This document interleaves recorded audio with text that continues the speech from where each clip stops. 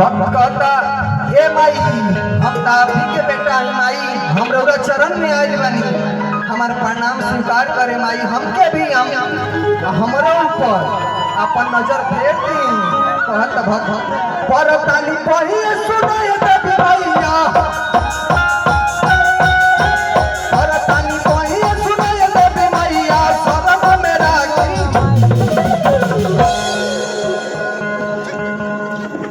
अब बेटा तो हरे हाई माई हो अब बेटा तो हरे हाई माई हो बेटा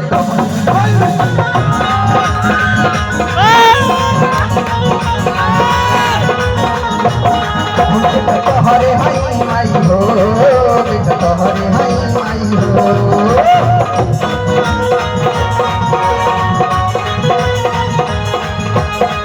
करते थे साजना हमसे दूर रह के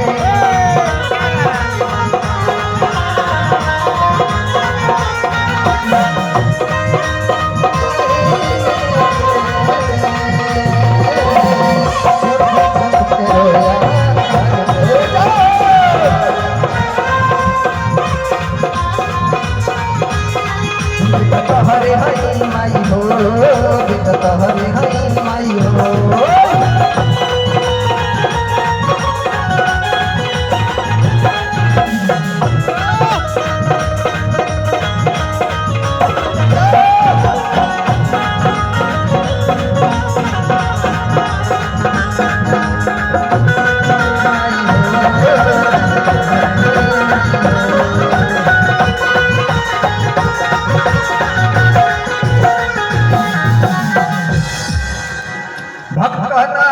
भक्त के भाव कैसे लागता देखिए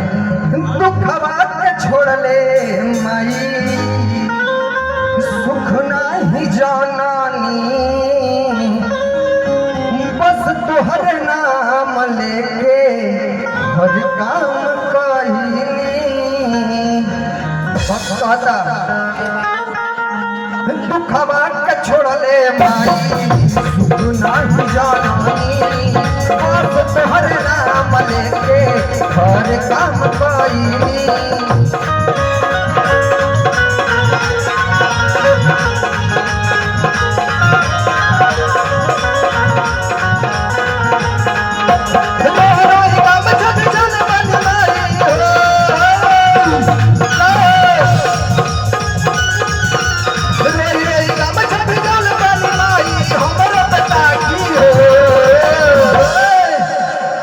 हाँ बेटा तो हरे हई माई हो बेटा तो हरे हई माई हो देखी जतना आदमी जब बैठल बा कहल बा कि कटिहार का टोटल काली मुर्गी उजली हो जाई आज जे माई के भजन में ताली ना बजाई भाई ओकर हाथ में जरूर खुजली हो जाई बेटा तो हरे हई माई हो बेटा तो हरे हई माई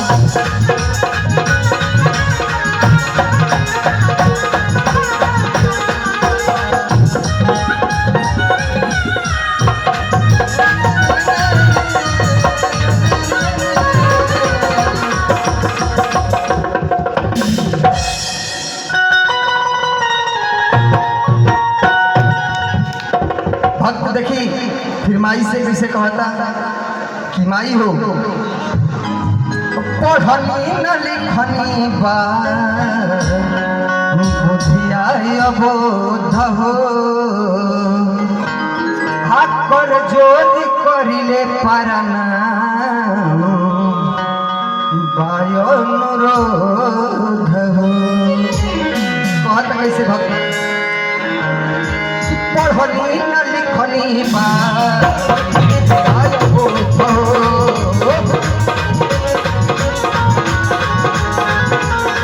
शरण में राख माई भाई अनुरोध पढ़नी न लिखनी बा बुधिया बोध हो शरण में राख माई अनुरोध हो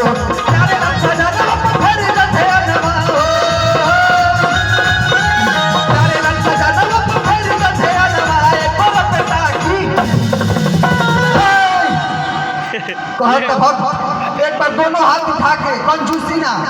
कंजूसी ना चली बाबा। हाँ बेटा तोहरे हरी माई हो, बेटा तोहरे हरी माई हो,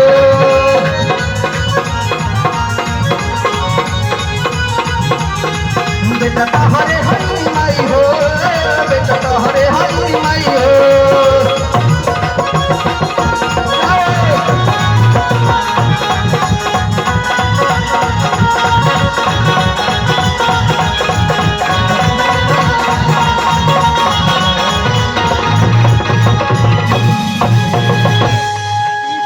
आप सबके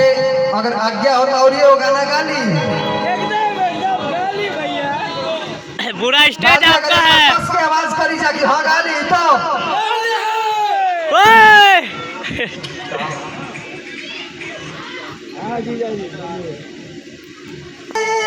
दुआरिया पसनी बाबा हरे आइल बानी रोरी दुआरिया पसनी बाबा फिर दे ध्यान जी रौरव के जय रौरा पपो के जय। शनि भगवान के पिताजी हवन सूर्य देव महाराज की जय। आई फिर एगो माई के भजन गाई जा।